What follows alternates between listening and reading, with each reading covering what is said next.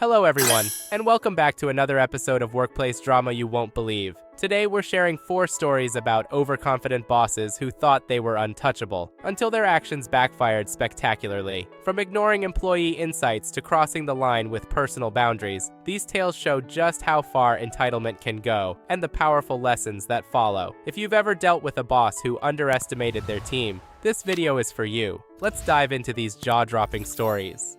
Mia and I had been dating for a little over 2 years when she landed her new job at Langley & Company, a mid-size marketing firm in the city. She was thrilled. Mia had worked hard to earn her degree in graphic design, and this position was her chance to showcase her creativity. Plus, the company had a great reputation, or so we thought. From the beginning, she threw herself into her work. Mia was always up late sketching mock-ups and brainstorming ideas, and I could see how much she cared about impressing her new team. She spoke highly of her colleagues at first, saying they were talented and welcoming, but one name came up more frequently than the others: Mr. Langley, the boss. "He's very involved," she said one evening over dinner, choosing her words carefully. "He likes to oversee every detail, but it's manageable. I mean, it's his company, right?" I nodded, not thinking much of it. That was until her tone changed a few weeks later. "You wouldn't believe what Langley said to me today," she blurted out as we were unwinding after work. "He said I had a great eye for design, but then he complimented my smile and how refreshing it was to have someone like me in the office." I frowned. "What does he mean by someone like you?" "I'm not sure," she admitted, looking uncomfortable. "But it felt weird, like, not professional." I tried to reassure her, but a pit formed in my stomach. Over the next few weeks, her stories about Mr. Langley became more troubling. He started dropping by her desk more often than necessary, making casual but overly familiar remarks. One day, she told me he'd complimented her dress. The next, he suggested they grab coffee to discuss her career trajectory. "Did you go?" I asked, already knowing the answer. "Of course not," she said firmly. I told him I was busy, but he's persistent. The breaking point came on a Friday afternoon. Mia called me after work, her voice shaky. "You won't believe what Langley did today," she said. "He asked me to stay late for a one-on-one brainstorming session. I thought it was about the new campaign, so I said yes. But when everyone else had left, he started talking about how impressive I was and how I had so much potential if I knew how to use my charm." I gripped the phone tightly. "What did you say?" I told him I wasn't comfortable with the conversation and that I was there to work, not whatever he was implying. "And?" "He laughed," she said bitterly. "Said I shouldn't take things so seriously. Then he leaned in and said, 'You know, if you play your cards right, you could go far here.' I left right after that." I was furious. "He crossed a line, Mia. You should report this to HR." She sighed. "I'm scared, honestly. What if they don't believe me? Or worse, what if they tell him? He's the boss, and I'm just the new girl." I didn't have a good answer for that. But I knew one thing. Langley wasn't going to stop unless someone held him accountable. The news of Mia's termination hit me like a ton of bricks. She came home that day with a defeated look, clutching a small box of her belongings. "He said my performance wasn't meeting expectations," she explained, her voice shaky. "But he didn't give any specifics, and I've never had a bad review before." I felt a surge of anger. "This isn't about performance, Mia. This is about him retaliating because you wouldn't play along with his disgusting games. I'm not letting this slide." That evening, I sat down and drafted a formal complaint. With Mia's approval, I included every detail she had shared with me: the inappropriate comments, the suggestive remarks, and finally, his retaliation. The next day, we submitted the complaint to the company's HR department. At first, it felt like shouting into the void. Days passed without any acknowledgement, and Mia began to lose hope. But then, something unexpected happened. Whispers started circulating in the office. It seemed our complaint had set off a chain reaction. Other employees, both past and present, began to share similar stories about Langley. "Did you hear what happened to Clara last year?" one coworker allegedly said. "She was let go under similar circumstances." The HR department couldn't ignore the mounting evidence. Within a week, an internal investigation was launched. Mia was called in for a formal interview, during which she recounted her experiences. The investigators promised confidentiality, assuring her that they were taking the matter seriously. Meanwhile, Langley carried on as if nothing was wrong. He walked around the office with his usual air of self-importance, smugly confident that his position would protect him. But his demeanor began to shift as more employees were called into HR. His usual jokes fell flat. his confident swagger replaced with thinly veiled irritation. The tipping point came when HR requested a meeting with him. According to one of Mia's co-workers, Langley stormed out of the meeting room an hour later, his face red and his jaw clenched. 2 days later, the announcement came. Langley was being let go, effective immediately. Mia received an email from HR later that day. The company offered her an apology, admitting that her termination had been unjust and inviting her to return to her position. They assured her that new policies would be put in place to prevent similar incidents in the future. When Mia returned to work, she was met with supportive smiles and whispered congratulations from her co-workers. It wasn't just a victory for her, it felt like a victory for everyone who had endured Langley's toxic behavior. As for Langley, the last I heard, he had a hard time finding another job. Word travels fast in the corporate world, and his reputation had taken a severe hit. This whole ordeal taught us both an important lesson. Speaking up can be terrifying, especially when the person you're up against holds power. But when you do, you pave the way for change, not just for yourself, but for everyone else who might face the same injustice. Working at the Grand Vista Hotel wasn't easy, but Peter and I made the best of it. As maintenance workers, our job was to keep the place running smoothly, from fixing broken faucets in guest rooms to ensuring the pool area was pristine. It wasn't glamorous, but we took pride in what we did. Peter, in particular, was meticulous and had a knack for spotting problems before they turned into disasters. That's why I wasn't surprised when he noticed something off about the pool one morning. The Grand Vista's infinity pool was one of its main attractions, perched on the rooftop with a stunning view of the city skyline. Guests loved it, and management spared no expense in keeping it picture perfect. Or at least, that's what they claimed. "Hey Alex," Peter called out to me as we cleaned the deck chairs. "Come look at this." I walked over to where he was crouched near the pool's edge, pointing to a thin, jagged crack running along the base of the wall. "Is that new?" I asked, leaning in for a closer look. Peter nodded, his brow furrowed. "Yeah, and it's not just surface level. Feel it." I ran my fingers along the crack, and sure enough, there was a faint but noticeable shift in the tiles. It wasn't something most people would notice, but Peter's sharp eye had caught it. "This could be bad," he said, standing up and brushing off his hands. "If water starts seeping into the structure, it'll weaken the whole base. I need to report this to Carlisle." I grimaced. "You think she's going to listen? She barely gave us time to fix the AC unit last week before blowing up at us for the delay." Peter shrugged. "It's her job to listen, and if she doesn't, it's still my job to say something." Later that morning, Peter and I found ourselves outside Carlisle's office. She was perched behind her massive mahogany desk, looking every bit as polished and intimidating as you'd expect from the general manager of a five-star hotel. "What is it?" she asked curtly, barely glancing up from her laptop. "There's a crack in the pool structure," Peter began, his tone calm but firm. "It's not just cosmetic. If water gets into the foundation, it could compromise the integrity of the entire pool." Carlisle sighed dramatically, finally looking up. "A crack? Really, Peter? That's what you're wasting my time with?" "It's not a waste of time," he replied. "If it spreads, it could lead to serious damage, or worse." She leaned back in her chair, giving him a once-over that made it clear she didn't take him seriously. "You're a maintenance worker, Peter, not an engineer. Do you even know what you're talking about?" Peter didn't flinch. "I've been doing this job for 15 years. I know enough to recognize a problem when I see one." "Well, I've been managing this hotel for 10, she said with a smug smile. "And I know how to prioritize. I'll have someone look at it when I have the budget for unnecessary inspections. Until then, focus on what I pay you for." I clenched my fists but stayed quiet, knowing any pushback from me would only make things worse. Peter, however, stood his ground. "With all due respect, ma'am," he said, his voice steady, "this isn't something that can wait. If the pool fails, it won't just be a financial hit. It could hurt someone." Her smile faded, replaced by a hard, icy glare. "Peter, I suggest you remember your place. You're here to follow orders, not to lecture me on structural safety.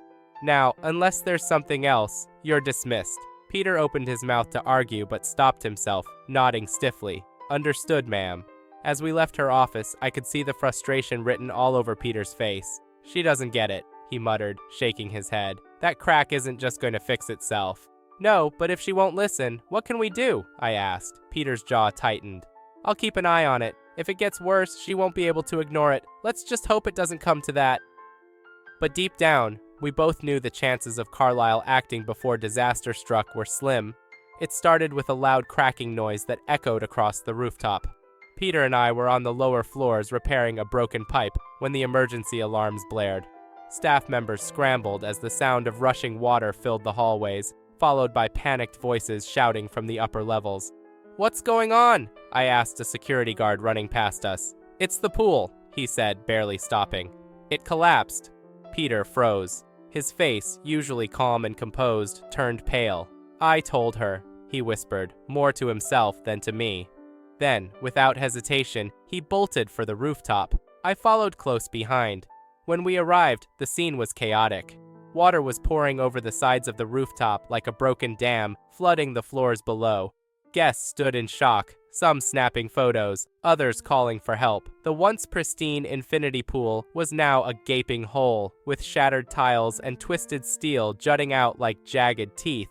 Carlisle stood near the edge of the disaster, her face ashen. She clutched her phone tightly, barking orders into it, but it was clear she was struggling to maintain control. When her eyes met Peter's, there was no mistaking the guilt that flickered across her face. "Peter!" she called out, as though seeing him might somehow fix the catastrophe. "What the hell happened?" Peter's jaw clenched, but his voice remained steady. "I warned you. I told you about the crack, and you ignored me." Her expression hardened defensively. "Don't you dare pin this on me. It was just a crack." "How could anyone have predicted this?" Peter stepped closer, pointing to the rubble. "I predicted this. I told you it wasn't just cosmetic, that it could compromise the foundation. And now look," he gestured toward the chaos surrounding them. "This isn't just a minor inconvenience. It's a full-blown disaster."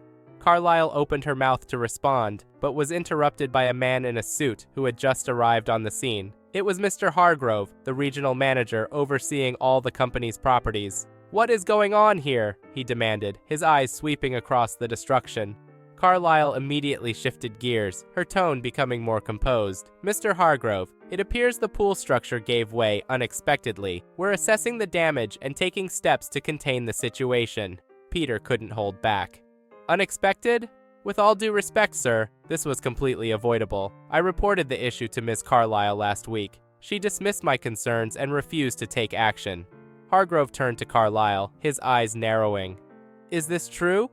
Carlisle hesitated, but Peter's unwavering stare and the murmurs from staff nearby left her with little room to maneuver.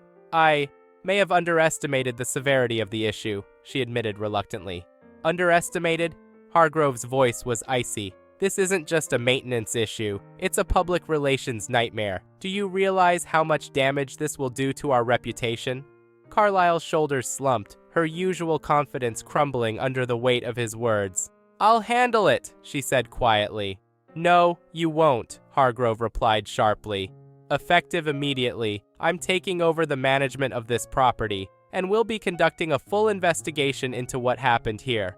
In the days that followed, the fallout was brutal. News outlets ran headlines about the luxury hotel pool collapse, complete with dramatic photos taken by guests. Social media was flooded with criticism, and the hotel received a barrage of complaints and cancellation requests. Carlisle was placed on administrative leave during the investigation, which confirmed what Peter had been saying all along. The collapse could have been prevented if his warnings had been taken seriously. The report highlighted a pattern of poor decision-making and dismissiveness on Carlisle's part, leading to her eventual termination. As for Peter, he was hailed as a hero by his colleagues. Hargrove personally apologized to him for the way his concerns had been dismissed and promised to implement new protocols ensuring employee feedback was never ignored again. One afternoon, as we were wrapping up repairs in another part of the hotel, Peter turned to me with a small smile. "You know, I wasn't trying to prove a point," he said. "I just didn't want anyone to get hurt." "And you didn't just prove a point," I replied. "You proved that sometimes the people who know the most are the ones no one listens to." Peter's smile widened slightly, but there was still a hint of sadness in his eyes. "I just wish it didn't take something like this for them to realize it." The Grand Vista Hotel eventually recovered from the scandal, but the memory of that day lingered. For those of us who were there, it was a stark reminder of the importance of listening to every voice, no matter how small or seeming. Working under Karen was never easy, but Sophie had always managed to get through it. She had been with the company for 5 years, building a reputation as a reliable, dedicated employee. Sophie never missed deadlines, volunteered for extra assignments, and often stayed late to ensure the team met its goals. Her colleagues admired her work ethic, though some quietly whispered about how Karen, their manager, exploited Sophie's commitment. Karen was notorious for her demanding nature. She believed work came above all else, and anyone who didn't share her philosophy was labeled as unmotivated, while others found ways to fly under her radar. Sophie's exceptional performance made her Karen's go-to employee. "I can always count on you, Sophie," Karen would say, smiling with the kind of approval that made Sophie push herself even harder. But beneath the surface, Sophie was exhausted. The long hours, constant stress, and relentless demands from Karen had taken a toll. She tried to mask her fatigue, hoping that things would slow down after the latest project wrapped up. Instead, the workload only grew heavier. It all came to a head one Thursday morning. Sophie woke up feeling worse than she ever had before. Her body ached, her head throbbed, and her fever made it hard to even lift her phone. Reluctantly, she called in sick, something she rarely did. "Hi, Karen," she croaked over the phone. "I'm really sorry, but I'm not feeling well today. I have a high fever and I think I need to rest." There was a long pause on the other end before Karen responded. "A fever?" she said, her tone skeptical. "You sounded fine yesterday. Are you sure you can't just power through? We've got that client report due today, and I was counting on you to finalize it." Sophie closed her eyes, gripping the phone tightly. "I really can't. I've never felt this sick before. I might need to see a doctor." Karen sighed dramatically. "Fine, but I'm going to need you to at least review the draft from home. You don't need to come in, but you can't just leave us hanging like this." "Karen, No excuses, Sophie. Email me your edits by noon." Before Sophie could protest further, Karen hung up. By midday, Sophie's condition had worsened.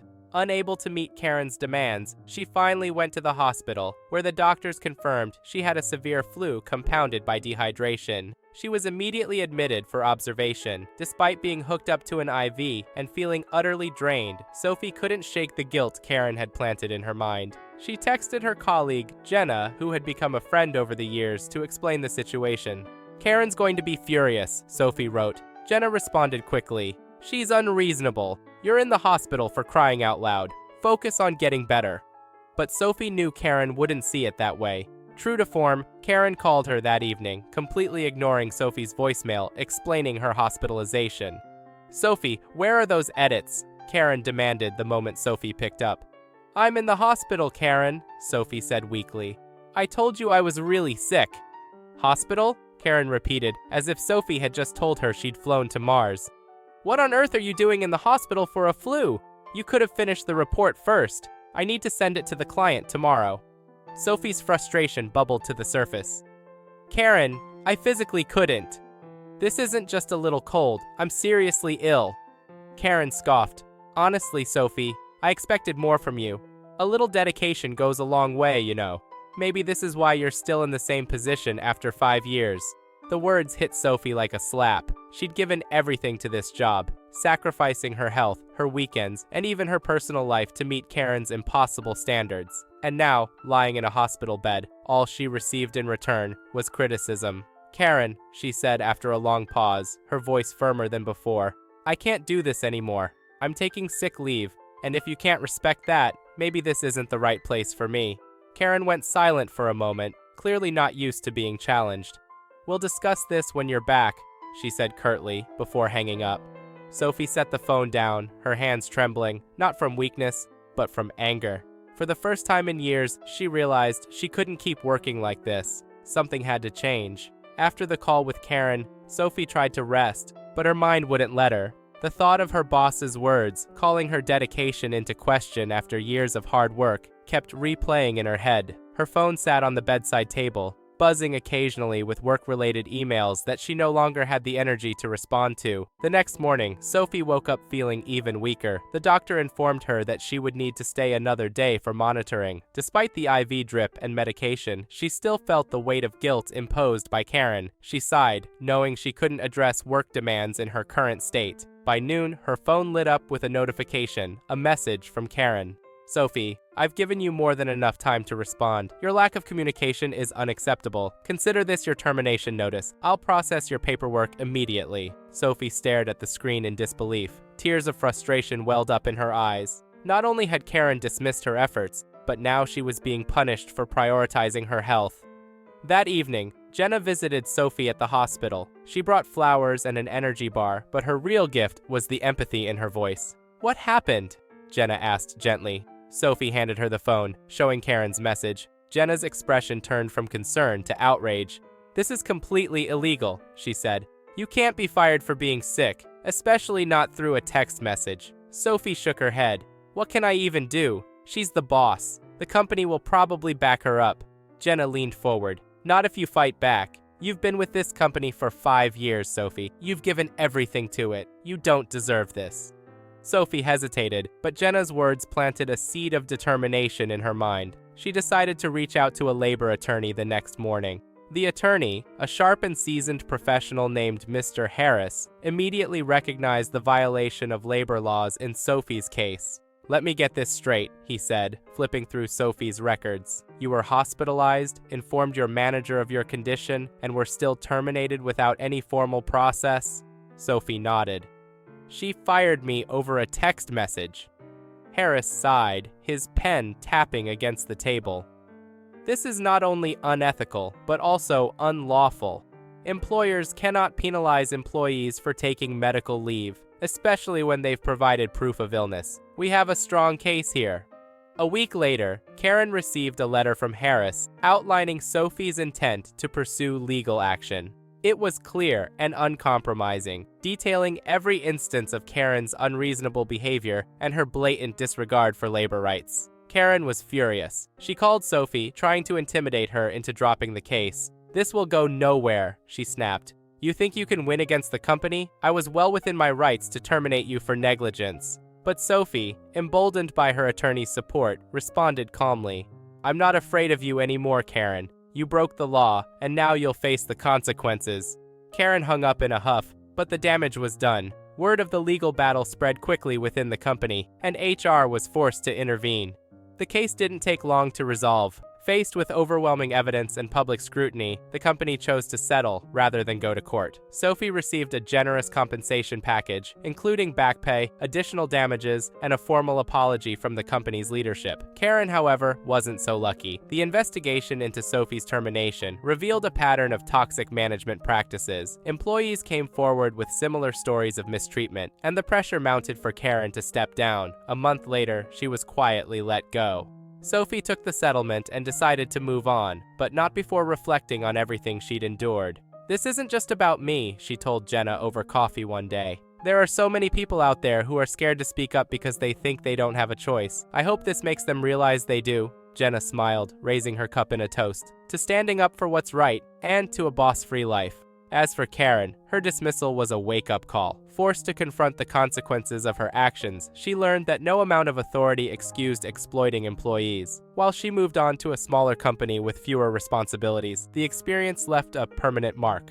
For Sophie, the ordeal was a painful but empowering lesson. It taught her the importance of valuing her own well-being and knowing when to stand up against injustice. Moving forward, she vowed never to let anyone take advantage of her kindness or dedication again. And that wraps up our lineup of power-hungry managers and their downfall. Sometimes, standing your ground and fighting for what's right makes all the difference. If you liked what you heard, don't forget to like, comment, and subscribe for more content just like this. Stay tuned for next week's video. Trust me, it's going to be just as juicy.